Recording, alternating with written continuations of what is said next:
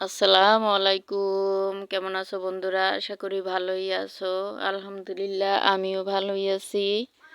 তো আজকে আমি কোনো রান্না বান্না কিছুই করব না। আজকে আমি ব্লগ ভিডিও নিয়ে আসলাম। তো আমি দেখাবো গ্রামের জীবনমান বা জীবনধারা। দেখো, এটা কিন্তু আমার সম্পর্কে যা হয়। তো ভিডিও করতে দেখে বলল আমাকে ভিডিও করে নাও।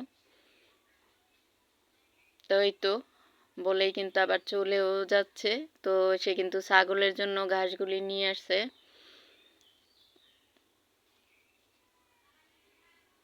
দেখো, ঘরের সামনে এরকম দৃশ্য ভাবা যায়। যখনই দরজা খুলে দেখবে এরকম একটা দৃশ্য, তখন মনটাই ভালো হয়ে যাবে, যতই খারাপ থাক না কেন। আর যে তোমার যে অক্সিজেনের যে প্রয়োজন, সেটাও কিন্তু তুমি অনায়াসেই পেয়ে যাবে। আর এই তো দেখো, সাইডে কিন্তু পুকুর আছে। তো পুকুরে কিন্তু মাছ ভরা। আর সাথে কিন্তু এটায় কচুটি এর যে পানা, ওগুলি দিয়েও কিন্তু ভরা। তো ওই যে ধানের যে আইল ক্ষেত, সেই সাইডটা দিয়ে কিন্তু রাস্তা। তো এই জায়গা দিয়েও কিন্তু মানুষজন হাঁটাচলা করে। তো দেখো, ধান খেতে এই যে লোকটা কিন্তু ওষুধ দিচ্ছে। তো ধানগুলো যতটা সবুজ, আসলে আমার ক্যামেরায় ততটা ধরা পড়ছে না। তো দেখো, বড়ই গাছে অনেক বড়ই ধরেছে। তো ভাবলাম একটু ভিডিও করে নিই। তো এটা কিন্তু প্রতি বছরে এরকম বড়ইগুলি হয়। আর পুকুরে পারে এরকম বড়ই গাছ ভাবা যায় না, অন্যরকম একটা ফিলিং হয়। তো দেখো, এই যে কিন্তু নিচে এই ঘাটটা, তো এই ঘাটে কিন্তু কাজ করে। আর আমাদের যে বরিশাল অঞ্চলে প্রত্যেকটা বাড়িতে একটা করে পুষ্কুন্নি থাকেই। সবার দেখা যায় একটা পুষ্কুন্নি, বা কারো কারো দুই তিনটাও থাকে। তো আমাদের সবারই পুষ্কুন্নি বা পুকুর সবারই প্রয়োজন। আমরা পুকুর ছাড়া একেবারেই চলতে পারি না। আর আমরা প্রচুর পরিমাণে মাছ খেয়ে থাকি। তো মাছ তো আমরা সবাই খাই। তো আমরা বরিশালের মানুষ হয়তো বেশি খাওয়া হয় আমাদের। নিজস্ব পুকুর থাকে, তার জন্য সব সময় আর সবার বাড়িতেই পুষ্কুন্নি পুকুর সবারই থাকবে, ডোবা নালা এরকম সবারই থাকবে। তো এই তো দেখো, আমার বাড়ির পাশের যে সে তরকারি কুটে নিচ্ছে, সে এখন রান্না করবে। আর এটা কিন্তু তোমরা সবাই চেনো, আমার রান্নাঘর। তো আমি এবার খেতে চলে যাব। আমার যে রান্না, তার আমি যে ধনিয়া শাকটা লাগবে সেটাই আনার জন্য যাচ্ছি।